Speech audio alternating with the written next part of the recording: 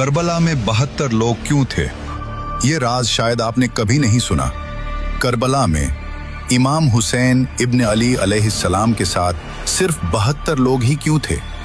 रेत के उस समंदर में सिर्फ 72 चिराग ही क्यों जल रहे थे? क्या ये सिर्फ एक इत्तेफाक था या इसके पीछे कोई गहरा राज छुपा है? क्या ये बस एक संख्या थी या आसमान ने खुद गिनकर इन्हें चुना था?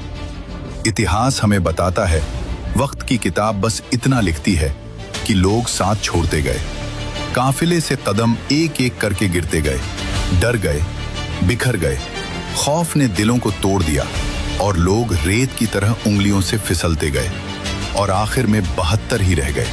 और आखिर में बस 72 ऐसे पत्थर बचे जो तूफान से टकराने के लिए बने थे। लेकिन कुछ रूहानी तफसीरें एक और कहानी बयान करती हैं। लेकिन कुछ आवाजें हैं जो इतिहास की स्याही से नहीं, रूह की खामोशी से लिखी गई हैं। कहा जाता है, जब प्रॉफेट इब्राहिम अलैहिस्सलाम अपने बेटे इस्माइल अलैहिस्सलाम को, जब एक बाप अपने दिल के टुकड़े को रब के हवाले कर रहा था, अल्लाह की राह में कुर्बान करने जा रहे थे, जब मोहब्बत इबादत के सामने सिर झुका रही थी, तो ये सिर्फ एक कुर्बानी नहीं थी, वो सिर्फ एक जान नहीं थी, बल्कि एक सिलसिला शुरू हो रहा था।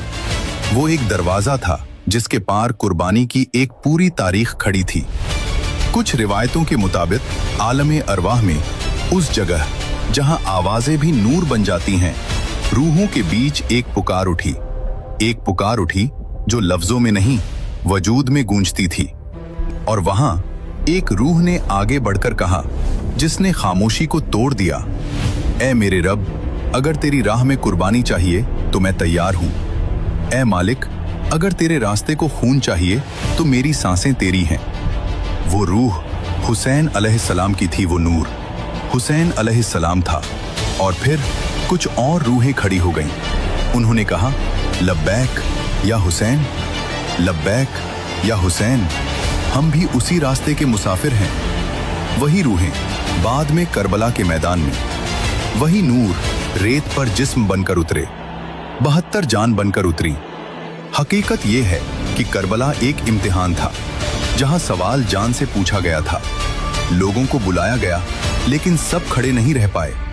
हर किसी को आवाज दी गई, लेकिन हर दिल उस आवाज का बोझ नहीं उठा पाया। जो रह गए वही 72 थे, जो टिक गए वही 72 थे, बाकी हवाओं के साथ उड़ गए।